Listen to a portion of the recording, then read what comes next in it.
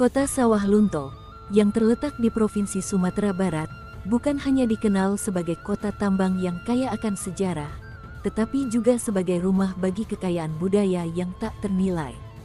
Di balik deretan batu bara dan jejak-jejak masa lalu industri, terdapat harta karun berupa cerita-cerita prosa rakyat yang telah terjaga dan diwariskan dari generasi ke generasi. Cerita-cerita ini bukan sekadar kisah, melainkan cermin kehidupan, nilai-nilai, dan kearifan lokal yang mencerminkan jati diri masyarakat Sawah Lunto. Salah satu referensi terbaik untuk mengetahui lebih jauh mengenai Kota Sawah Lunto adalah buku berjudul Menggali Cerita Prosa Rakyat Kota Sawah Lunto, karya Saskia Putri Nabila. Buku ini menawarkan pembaca untuk mendalami tradisi budaya yang ada di Kota Sawah Lunto, dengan fokus pada kekayaan cerita prosa rakyat yang diwariskan secara turun-temurun. Buku ini menyajikan kajian yang komprehensif tentang bagaimana cerita-cerita tersebut berfungsi tidak hanya sebagai hiburan, tetapi juga sebagai alat penyampaian nilai-nilai moral dan pendidikan karakter bagi masyarakat.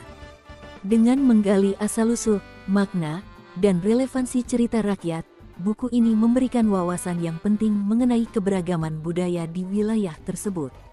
Melalui penjelasan yang sistematis, buku ini diawali dengan gambaran umum tentang Kota Sawah Lunto, baik dari segi sejarah, geografi, maupun demografi, yang menjadi latar belakang penting dalam memahami konteks sosial dan budaya setempat.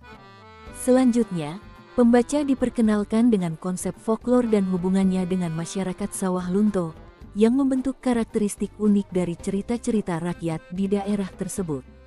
Hal ini memberikan pemahaman yang lebih dalam mengenai bagaimana cerita-cerita tersebut dapat mencerminkan nilai-nilai budaya lokal yang masih relevan hingga saat ini.